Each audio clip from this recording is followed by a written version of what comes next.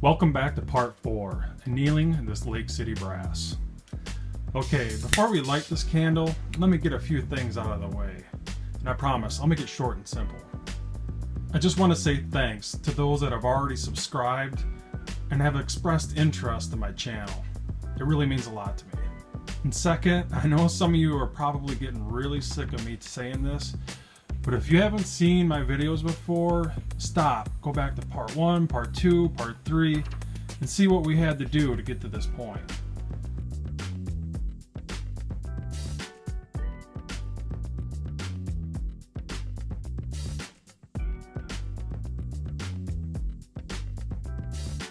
Now, if you're new to reloading, and especially annealing for the first time, you're probably doing what I did. You're searching the forums, you're checking out YouTube clips, and you're probably going to come to the same conclusion that I came to, that opinions on annealing is just like a-holes, everyone has one. Seriously, when it comes to annealing, it's just like finding your own way. I mean, you can take information from forums, from YouTube, whether using Tempelac or whatever. You know, I'm sure I'm going to get flack from veteran reloaders on this. Oh my God, if you're not using Tempelac, it's the end of the world, and whatever. I mean, everyone has their own opinions, and you just need to find one that you think suits you best and produces the best results. Let me show you what I did. Now, for those that are new and not familiar with sniper's hide, you really should be. There's a vast knowledge of information on here, just not on reloading, but scopes, bolt action rifles, you name it. Some of the best and the brightest in the industry are searching this forum. So what I did, go to reloading, and I'm currently following this brass annealing guide by Orkin. You can also jump on YouTube and search for Primal Rights Annealing. And currently, this is what I'm following, this is what I'm doing, and is producing pretty amazing results for me. And to give credit where credit's due, look in the description box below for a link for both of these websites.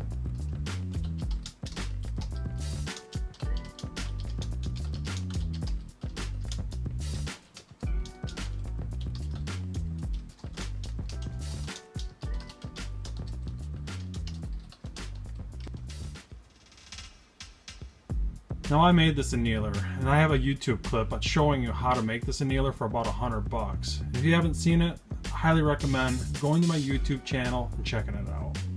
And this is how I set up my annealer in less than a minute.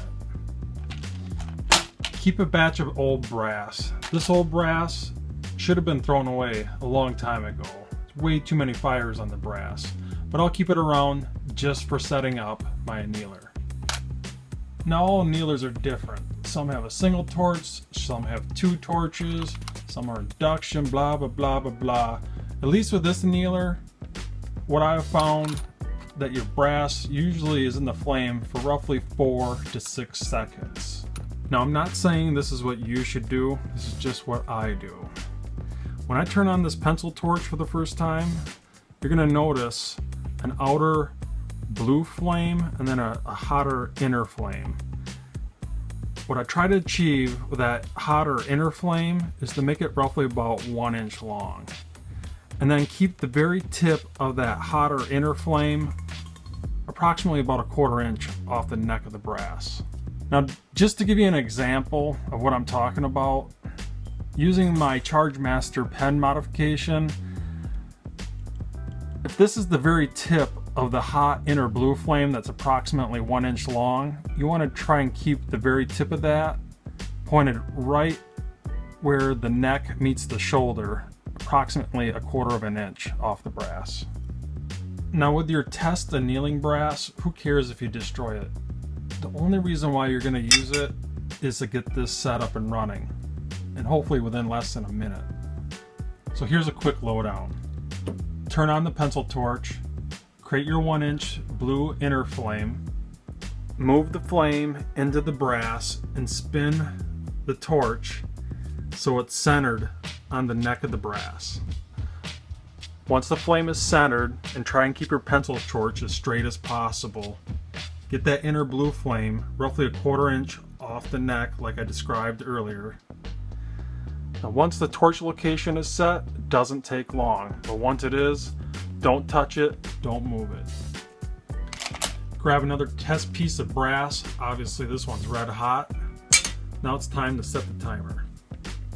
Now like previously mentioned with that Orkin annealing guide, the name of the game is you want this brass to drop out of the drum just before the neck starts to glow. Now every annealer is going to be different. Even if you make this very same annealer, most likely your timer display is going to be different than mine. Now mine usually falls, I don't know, for 7.62, roughly in the 30s. 5.56 on the other hand, with this annealer, is usually in the high 30s, low 40s, somewhere's in there. Wait and see. Now remember, this is just test brass. Who cares if you destroy it? It's already destroyed. It's been fired too much. You're just going to use it to set the timer. Turn on the annealer, let this drop into the flame, and adjust this so that your test brass just starts to glow. At least close enough so when you do the real deal, you're ready to rock and roll. Then, when you actually do the real deal, and this drops down into the drum, into the flame, you might need to adjust this up or down just a little bit. And keep an eye on that neck. You don't want it red hot. Just when it starts to glow, get it out of the flame. Easy as that. Now let me give you some quick tips here. Once everything's going, you're annealing your brass, keep an eye on the inner blue flame. Make sure it stays 1 inch and 1/4 inch off the neck. If it starts to fluctuate or starts to shrink, it's a good sign you might be running out of propane.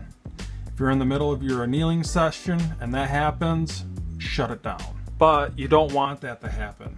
Try and keep your tank full enough to get through the annealing session.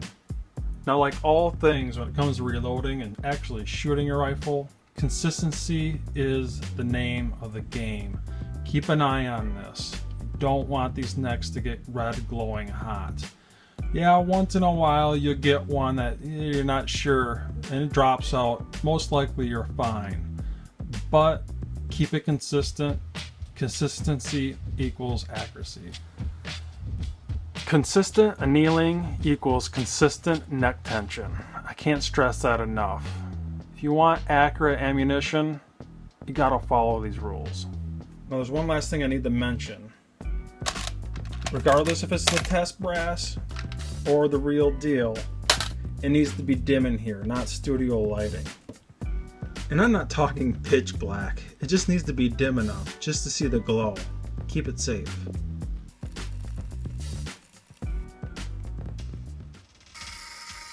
Okay, let's start out with some 5.56.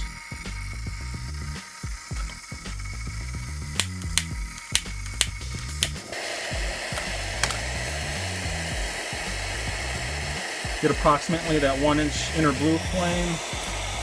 Grab a couple pieces of test brass.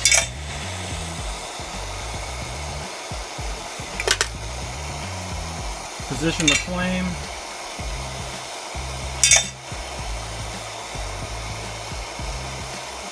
There, you can see it just dropped out when it got red hot. We're going to increase the speed a little bit, say 42. I'm going to grab one more piece of test brass.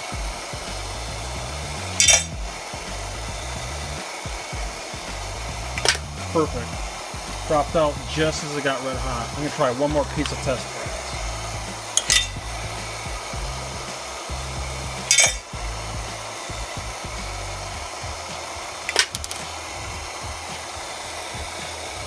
Back that up a little bit.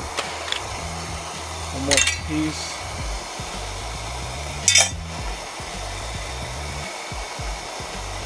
There we go. That's about perfect. Empty our drop pan. Alright, for the real deal.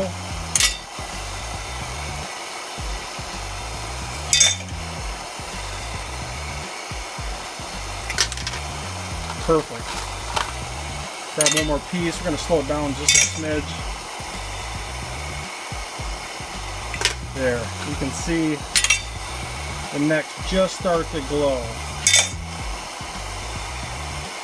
It might be hard to see on video, but at least on my end, the neck just starts to glow as it drops out of the drum. Perfect.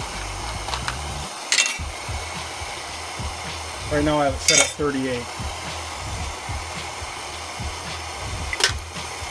That's almost perfect. I don't want to go any lower than that. Now you're ready to rock and roll. You can just go to town.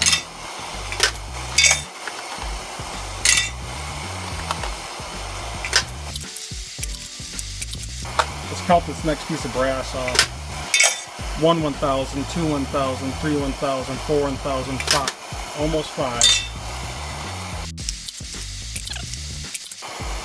What you don't want is an orange glow. That means you're burning elements out of the brass that you don't want burnt out.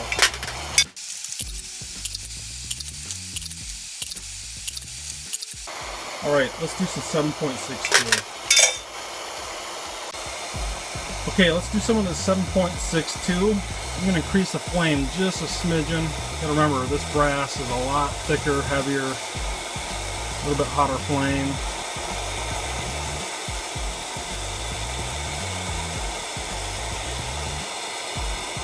The speed roughly around 30. I'm going to grab a couple pieces of test brass here.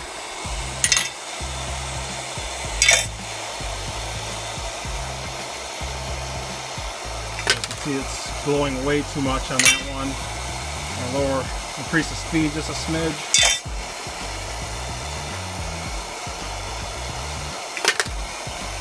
Still way too high. Grab 2 more pieces of test brass. Increase the speed to 37.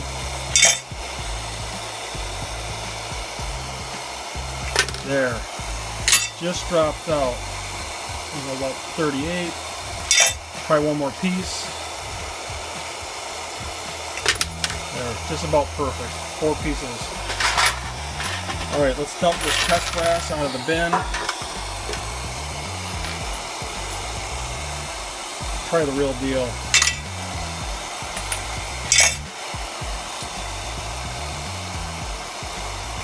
Perfect. I'm going to lower the speed just a smidgen.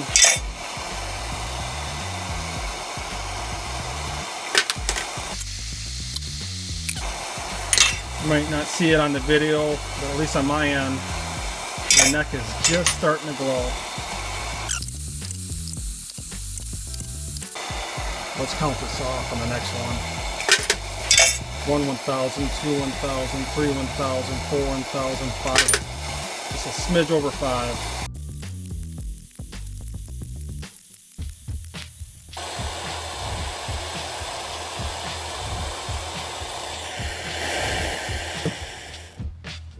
Well, that concludes part 4 of annealing this Lake City brass.